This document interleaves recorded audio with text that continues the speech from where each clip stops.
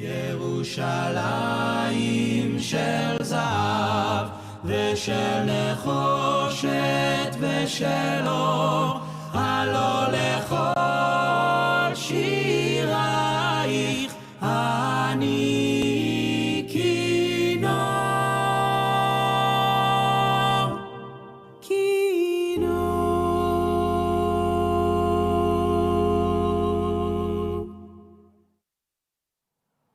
Hello everyone, I'm Eli Levine and this is Jerusalem Live on Tisha B'Av. I hope you're having a meaningful day as we now move towards the climax of the Tisha B'Av experience. This is a moment of tremendous unity with people from around the globe joining us on an uplifting and musical journey through the historic old city of Jerusalem. And with weather like this in London, it feels a little bit more like Jerusalem. Thank you for coming along on this journey. And huge thanks to a wonderful group of communities and organizations that have teamed up to make this happen, especially a few individuals on our team who have worked day and night to get us over the line. We have Tzvi Sperber ready to roll in Jerusalem and the Ahmen Singers with us right here on a rooftop in London. But before that, a few words of introduction from one of our partners, the Spanish and Portuguese community, with Rabbi Joseph Dweck. Kavod Harav. Thank you, Rabbi Levine. On this day, Tisha B'Av, we not only mourn the loss of our holy temple in Jerusalem, of our Beit HaMikdash, we also think back over the last 2,000 years of Jewish history in which our nation, our people, roamed across this globe without a home, not allowed to go home.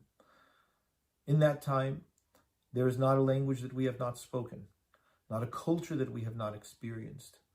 We have seen it all, and we have lived it all, and there has been a great deal of casualty along the way.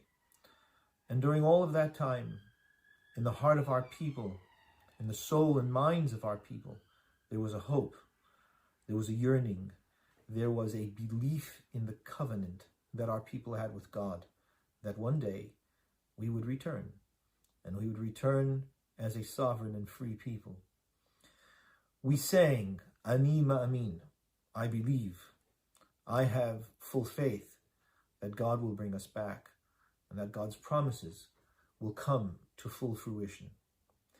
That Ani Ma'amin has lifted us throughout the last centuries of our trials and tribulations.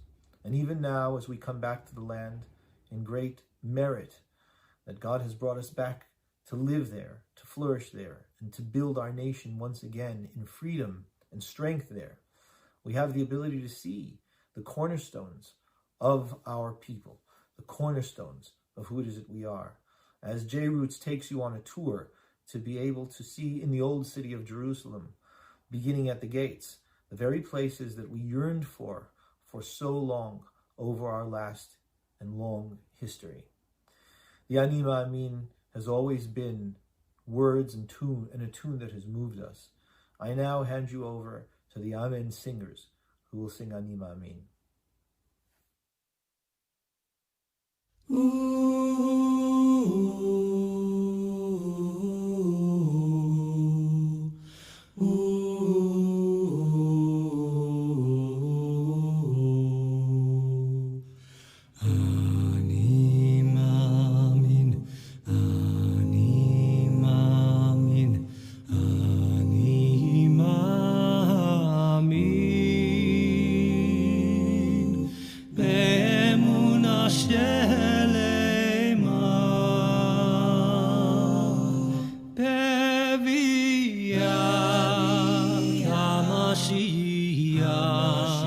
בביאת המשיח אני מאמין,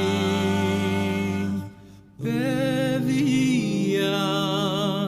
המשיח, בביאת המשיח אני מאמין. אני מאמין, אני מאמין, אני מאמין באמונה שלמה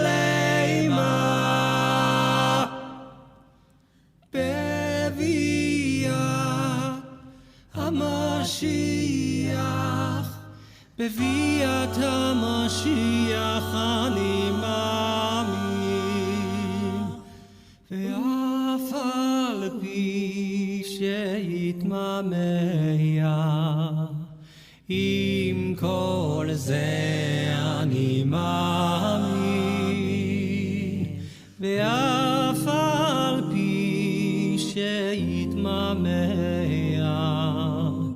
עם כל זה אני מאמין.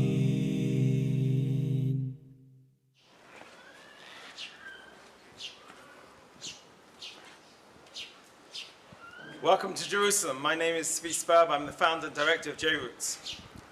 Today, we're going to have the chance to take ourselves back 2,000 and close to 3,000 years, back to the story of the first temple and to the second temple, and to the destructions that took place in the first temple period by the Babylonians and in the second temple by the Romans. You have just heard a beautiful song that was sung. Ani ma'amin be'emunah shleima, I believe with complete faith in the coming of the Mashiach. When the Mashiach comes, he will gather all the exiles from the far-flung place that Jews have been sent to for the last 2,000 years. From the Roman exile, we were sent out throughout the four corners of the earth, fulfilling that prophecy, if you want. But there will be a time where it says that God will gather us all from those places and bring us back home to Yerushalayim, home to the city behind us, home to these gates that have seen so much. Behind me is Zion Gate. You see it's bullet-ridden everywhere. From 1948 and 1967, the War of Independence and the Six-Day War. This will be known as the Gate as well, where in May 28, 1948, the Jews would have been exiled and sent out for 19 years, not to be able to walk back into their city again. But they never forgot Yerushalayim. That longing and that desire to be here was always first and foremost in their mind. We have a place just behind me now where Yitzchak ben Tzvi, who was the president of Israel, would bring people up onto a rooftop to be able to look towards the old city.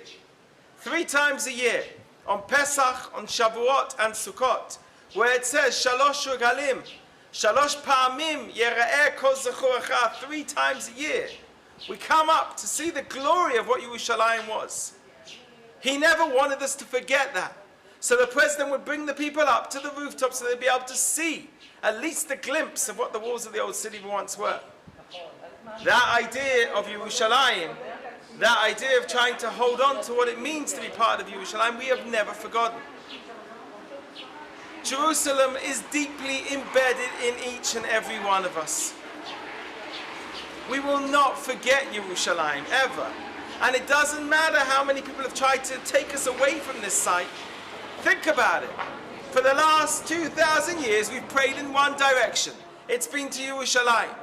We mention Jerusalem every single day. It's on our lips all the time. When you think about Israel, you think Yerushalayim, Yerushalayim. Think about how many women, when they lit Shabbat candles, before doing that, they put a coin into their pushka, into their staka box, Leman Yerushalayim, for the sake of Jerusalem. Yerushalayim HaKodesh, the holy city of Jerusalem, that we read in Eicha last night, stands all alone. It's alone because God doesn't dwell here at the moment without the Bet HaMikdash. And that's the journey we're going to make over this next while that we're together. Trying to understand how Yerushalayim, that was meant to be the glory of the world and of the Jewish people, became a place of so much infighting. Trying to understand the messages of what it means to stand here on the 9th of Av. And for us to be able to take those messages of, if you want, a fractured nation and put them together. Make sure that we're one people. To understand what Chazal, our sages, said, that because of sinat chinam, because of senseless hatred, Yerushalayim was destroyed. Well, let's understand that because of the fact that we love each other, we can rebuild this place. This next while that we're together here, let Yerushalayim ooze with its love to the Jewish people. And let us do the same for Yerushalayim. As they have fought time and again to hold on to this place. And as the paratroopers and the Jerusalem Brigade came into this area over here to bring back Jerusalem home, to remind us of that idea, that a body can survive without a limb, but it cannot survive without its heart. The body can survive without an arm, but that heart, which is the heart of the Jewish people, Yerushalayim, if it doesn't beat, do we really function properly? And this might be a far-flung dream for many of us. But maybe those are why the words were sung at the beginning. Ani ma'amin. I believe. I believe. That belief that they've had for thousands of years, let us make sure we carry it on to the future generations.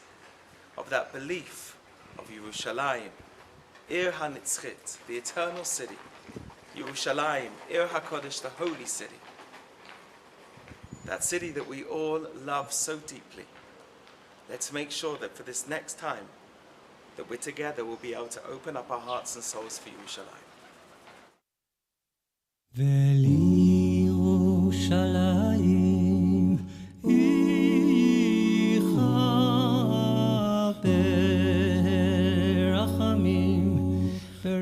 ברחמים תשוב ותשכון בתוכה כאשר דיברת ותשכון בתוכה כאשר דיברת ולירושלים עירך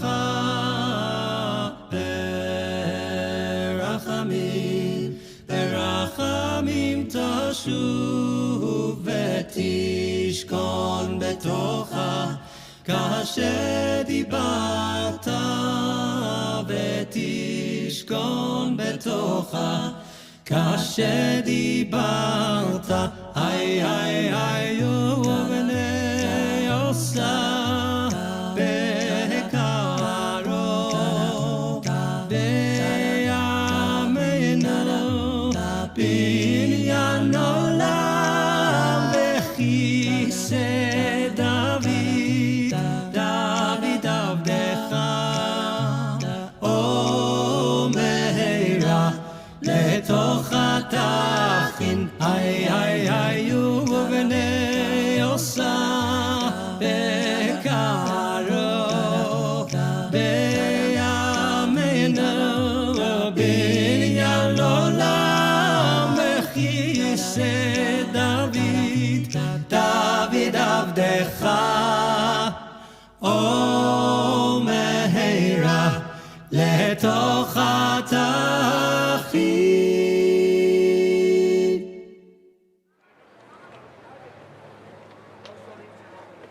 So we've possibly now come up to one of the most important places in all of Israel. There is no doubt in our mind today, when we deal with one of the largest archaeological excavations in all of the world, it happens to be here in front of us, the area of the city of David. Okay, the area of what we know today being Ir David, the place where David HaMelech once sat, place where his son, beyond us, had his Armon, his palace, and the place where, of course, Mamlechet Yisrael and Mamlechet Yehuda all started from here. The kingdoms of Yehuda, the kingdoms of Yisrael, all came from here. But we have to go all the way back to the beginning to understand what really took place, because this isn't just about the time period of David, of King David himself. But if we look in the distance over here, we can see the mountain which stands at the end over at the edge over there. You can see there's a white building there. It's the building which was is part of the UN compound. In fact, if we deal with our modern day history, this is the first place, of course, that Israel had to come into the battle in 1967 and be able to take over that compound, because the Jordanians had taken hostages of the UN at that time. They released that place and they cleared that area. From there they will make a circle around, all the way around basically, coming in from the eastern side into Jerusalem. But that place in itself, for us, tells us another story. And that story takes us all the way back to the beginning of the Tanakh. When we talk about the idea of Avram Avinu, Abraham, coming with his son Yitzchak, Ishmael was also there as well at the time. And all these people who were with him, Ishmael and a couple of other servants that were there. And he says that he left them there. Vayar et hamakom merachok. He saw from afar the place. What did he see from afar? Well, he saw the place that was behind us now, this way. That's what he saw. Ma vayar et hamakom merachok. What's the makom? He saw the place of Ahmen Singers, the foundation stone of the world. He saw the place where heaven kisses earth, where Yerushalayim Shel Mala meets Yerushalayim Shel Mata, where Jerusalem of heaven meets where Jerusalem of the earth meet. In the one place, in that petach, in that opening. That place is over here, the place of the Temple Mount, which stands this way.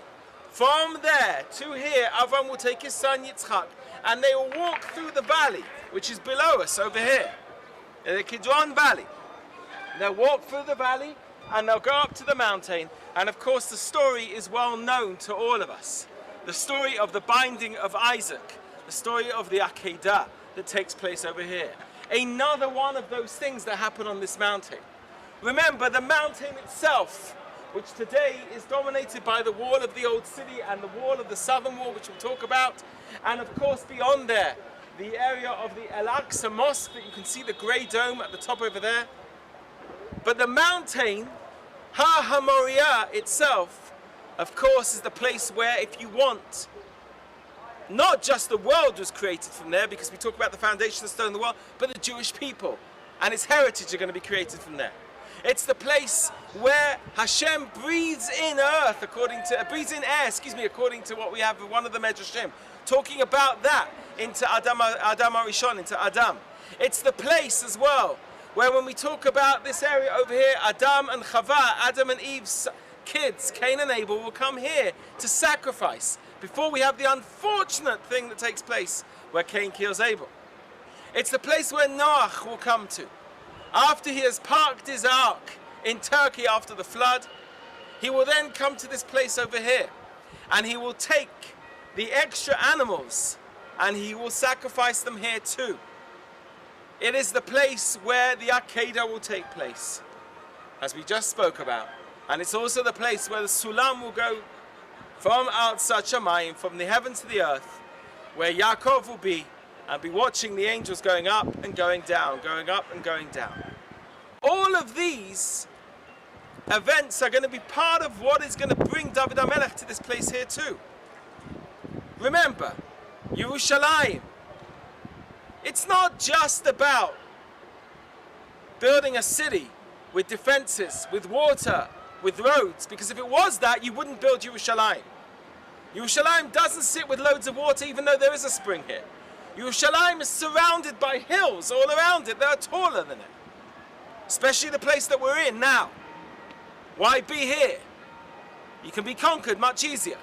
From the north, from the south. If it doesn't continue upwards to the west, you can also be conquered from here. And there's no trade routes here. The nearest trade route is what we call Emek Rephaim, which is the German colony of Jerusalem today, where the Orient Hotel sits today. But he's not here for that. He's here because it's Yerushalayim. He understands so well what is taking place. Remember, when David HaMelech becomes the king, he is the second king of Israel. The first king is Shaul HaMelech. Shaul comes from the tribe of Benjamin. But they weren't promised kingship. Yehuda was promised to be the kings of Israel. And when David HaMelech becomes the king, anointed by Shmuel, by Samuel the prophet, where does he become the king? Not in Yerushalayim. He goes to Hebron.